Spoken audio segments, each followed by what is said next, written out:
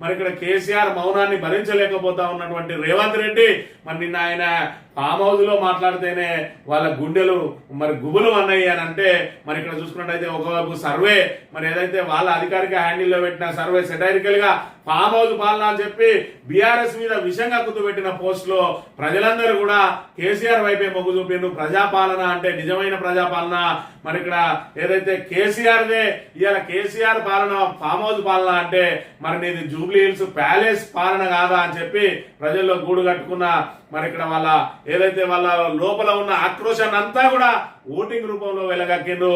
ఈరోజు ఆన్లైన్ లో జరిగిన 1,00,000 మంది పోల్లోనే నీకు 70% ఓట్లు మరి ఇక్కడ మైనస్ అయినాయి అని అంటే రాబోయే రోజులలో ప్రత్యక్ష ఓటింగ్ ద్వారా ఇంకా గ్రామీణ పేదలు, నిరుపేదలు, అదేవిధంగా రైతులు ఏ విధంగా నీ మీద మండిపడతా ఉన్నారు. పెన్షన్దారులు అందరూ ఎదురు చూస్తా ఉన్నారు ఎప్పుడు ఎలక్షన్లు వస్తాయా, ఎప్పుడు కాంగ్రెస్ కు బుద్ధి చెప్పుదామా అని.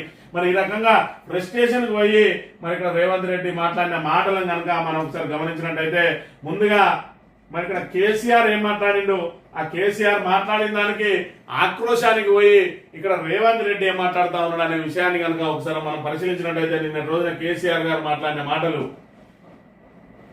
ఒక సంవత్సరం జరిగిపోయింది, సంగమేశ రానే పన్నది, బసవేశ రానే పన్నది, పాలమూరు చిన్నతలపతి వానే పన్నది, కాళేశ్వరం అట్లనే పెడుతున్నారు. ఇవన్నీ అన్యాయాలు కాబట్టి ఫిబ్రవరి నెలాఖరులో ఒక పెద్ద బహిరంగ సభ పెట్టాలి. జరుగుతా ఉంది. సరే, నేను గంభీరంగా మౌనంగా చూస్తున్నాను.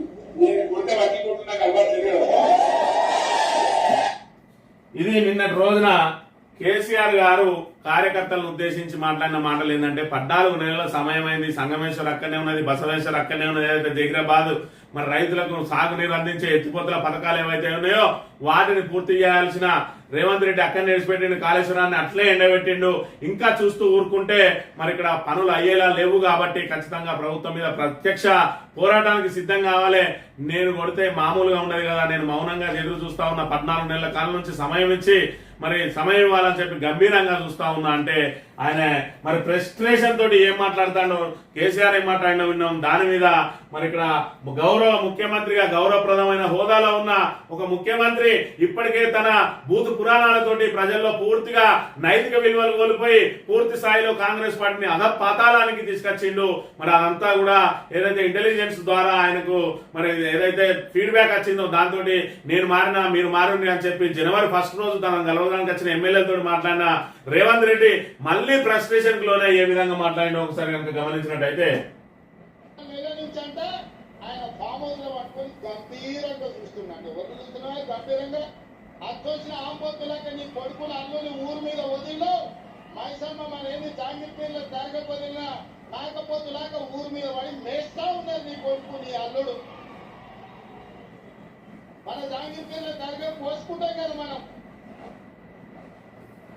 ఇది ఆయన మాట్లాడిన భాష, ఎంత చక్కటి భాష మాట్లాడుతూ ఉన్నాడు. వాళ్ళు అచ్చోసిన ఆంబోతుల్లాగా తిరుగుతా ఉన్నారట. ఈ రోజు చూసుకున్నట్టయితే తెలంగాణ రాష్ట్రంలో ఎవరు అచ్చోసిన ఆంబోతుల్లాగా తిరుగుతా ఉన్నారు, ఎవరు ఊరి మీద పడి మేస్తా ఉన్నారో మరి ప్రజలందరూ కూడా గమనిస్తా ఉన్నారు. ఈ రోజు అధికారంలో ఉన్నది ఎవరు, మరి ఇక్కడ అచ్చోసిన ఆంబోతులాగా మరి ఊర్ల మీద పడి మేస్తున్నది ఎవరు, ఎక్కడికక్కడ భూ బకాసూరులు ఎవరున్నారు. మరి భూములను కాపాడుకోవడం కోసం నాటి బీఆర్ఎస్ ప్రభుత్వ హయాంలో మరి వాటిని ప్రభుత్వ భూములుగా గుర్తించిన తర్వాత కాంగ్రెస్ వచ్చిన తర్వాత మరి అందులోకి పోతే ఆ భూములు మాకు అన్యాక్రాంతం అయితే అని చెప్పి మరి కాంగ్రెస్ పార్టీకి ఫిరాయించిన ఎమ్మెల్యేలకు వంతపాడుతున్న అదే విధంగా వీళ్ళ రెవెన్యూ మినిస్టరు మొన్నటికి మొన్న సుమారు 89 ఎకరాల భూమి అదే విధంగా ఎవరికి వారు భూ బకాసురులు ఎక్కడికక్కడ భూములను ఆక్రమించుకుని ఏ విధంగా చేస్తా ఉన్నారు, అదే విధంగా హైడ్రా పేరుతోటి ఏ విధంగా వసూళ్లకు పాల్పడతా ఉన్నారు. మరి ఇన్ని రకాల మరి ఏదైనా అవినీతి చేయాలని అనుకుంటే అధికారంలో ఉన్నోడు చేస్తారా, ప్రతిపక్షంలో ఉన్నోడు చేస్తారా, ప్రజల గొంతుకగా మరి ఇక్కడ ప్రతిపక్షాలు ఏవైతే ప్రశ్నిస్తున్నాయో వాళ్ళని ఇప్పటికే అక్రమ కేసులతోటి అణచివేతలతోటి పోలీసుల బూటుకాలతోటి మరి అణచివేస్తూ ఒకవైపు గిరిజనుల భూములు లాక్కొని తన అల్లునికి ఫార్మా కంపెనీలు పెట్టాలని చెప్పి చూస్తున్న రేవంత్ రెడ్డి ఇప్పటికే పూర్తిగా మరి ఇక్కడ ప్రజలలో పూర్తి స్థాయి విశ్వాసం కోల్పోయి తాను పెట్టిన పోల్ ద్వారానే మరి 30% మించి మనకు ఓట్లు రాలేదు అని చెప్పి అన్న ఫ్రస్ట్రేషన్ లో ఉండి మళ్ళీ బూతు పురాణానికి తెరలేపిన అంశాన్ని కూడా మనం ఇక్కడ ప్రధానంగా గమనించాలని నిన్న రోజు ఇంకా ఆయన మాట్లాడిన మాటలు ఇంకా విన్నట్టయితే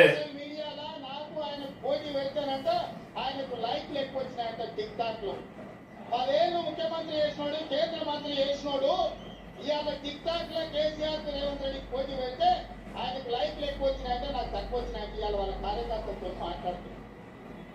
ఏ తలకు మాసినోడు పెట్టిండు మరి ఈ పోల్ అనేది ఫస్ట్ గమనించాలి.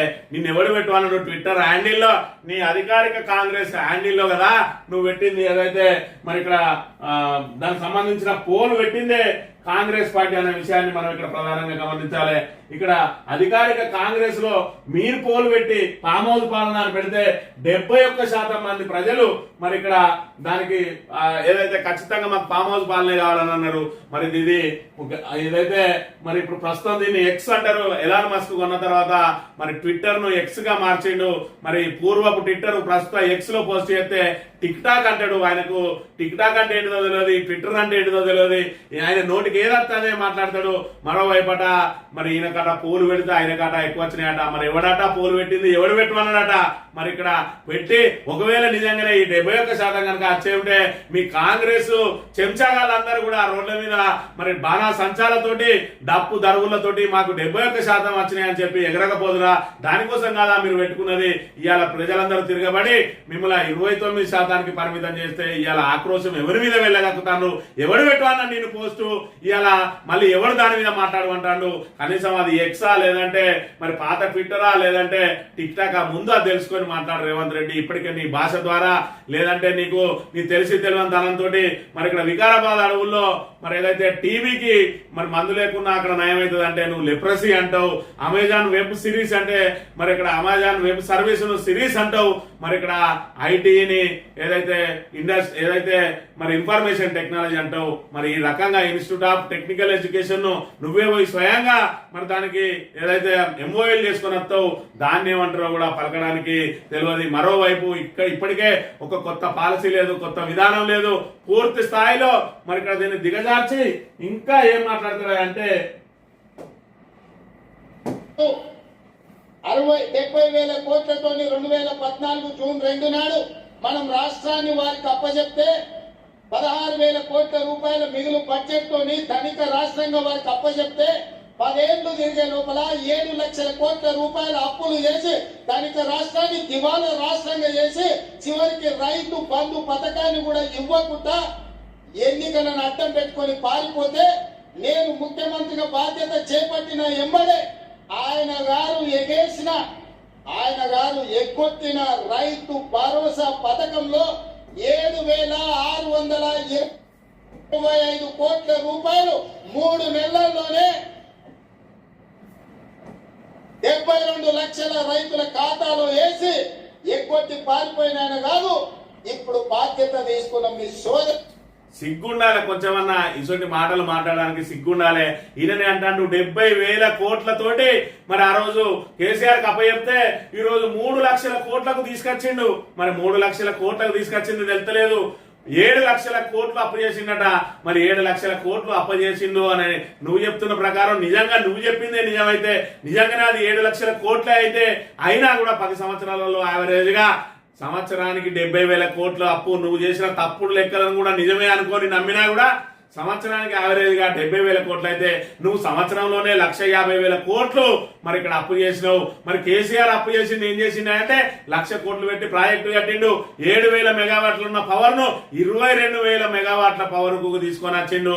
ఆ రోజు మన కరెంటు తీగల మీద బట్టలు ఆరేసుకుంటారు అని చెప్పి ఆంధ్రోలు మనల్ని ఎద్దేవా చేసిండు. మరి ఇక్కడ ఉమ్మడి ఆంధ్రప్రదేశ్ లో 8 నుంచి 10 గంటలు కూడా కరెంట్ వచ్చే పరిస్థితి లేని స్థితి నుండి ఈ రోజు 24 గంటల కరెంటు మరి ఇటు పరిశ్రమలకు అయితేంది, వ్యవసాయానికి అయితేంది, గృహ విద్యుత్కి అయితేంది, ఎక్కడ కూడా మరి ఇక్కడ ఏదైతే కన్ను రెప్పగొట్టిన కాలం కూడా కరెంటు పోకుండా ఈ రోజు కరెంటును తీర్చిదిద్దిండు. ఇలా అనేక ఇన్ఫ్రాస్ట్రక్చర్ ను డెవలప్ చేసిండు, అనేక భవనాలు కట్టిండు, అనేక ఆసుపత్రులు మెరుగుపరిచిండు. ఈ రోజు అధ్వానంగా ఉన్న రోడ్లన్నింటిని కూడా అద్దం లాగా మార్చిండు కదా.